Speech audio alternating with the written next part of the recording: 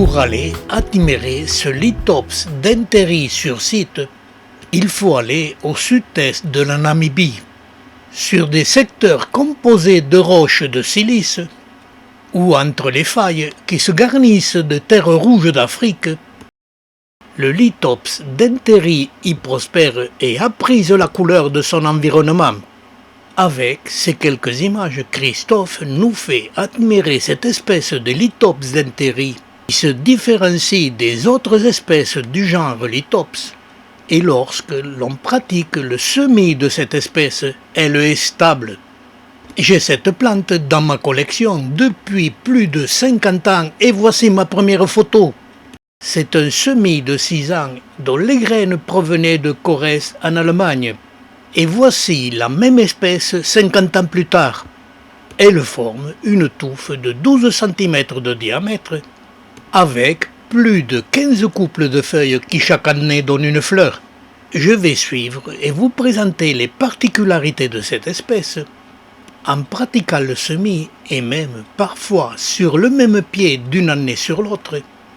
La fenêtre qui permet à la plante de faire la photosynthèse peut être variable.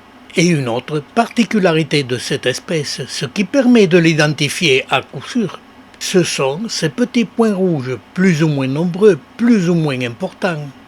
Dans le genre lithops, ces points rouges n'existent que sur cette espèce.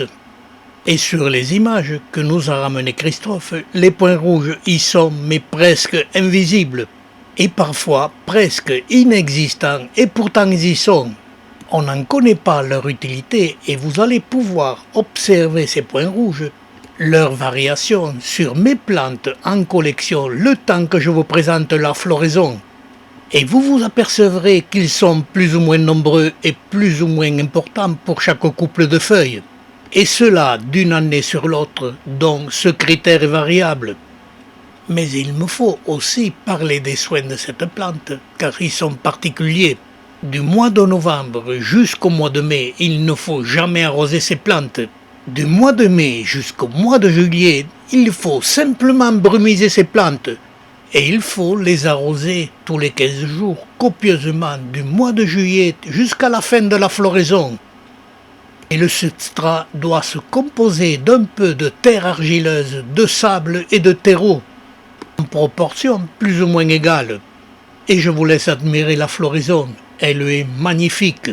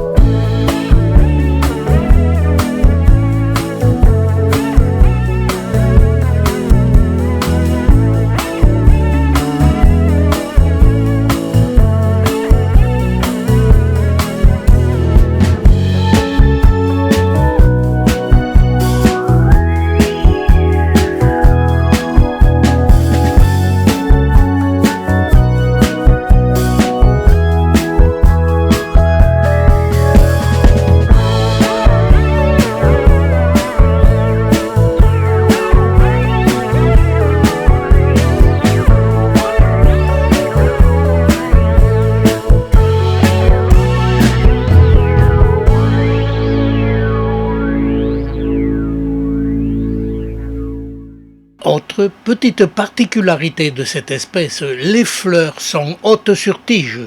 Cette floraison, qui se déroule chez nous du mois d'octobre jusqu'au mois de novembre, dure plus de 15 jours et parfois plus, suivant le temps qu'il fait chez nous.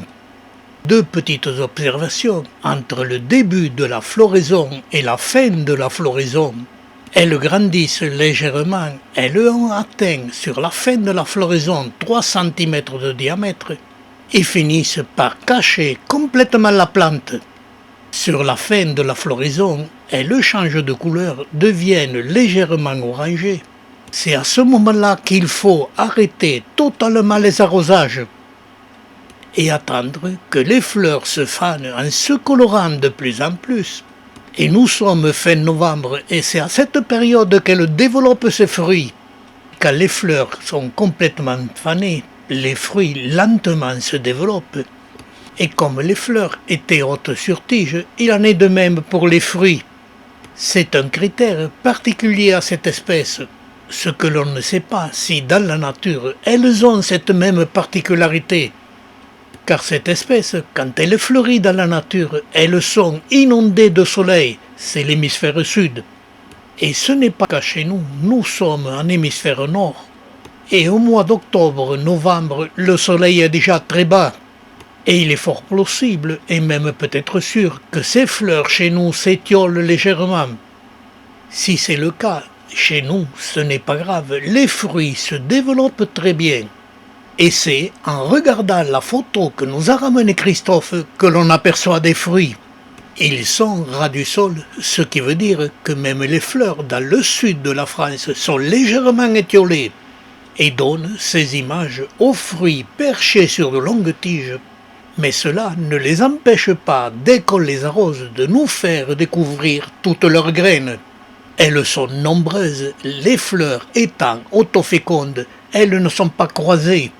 Et je reprends la culture de cette espèce au mois de mai et juin. C'est la période chez nous où les plantes ne sont pas belles, car les nouvelles feuilles apparaissent en se nourrissant des feuilles de l'année précédente. Et si vous ne voulez pas perdre cette plante, il ne faut surtout pas l'arroser.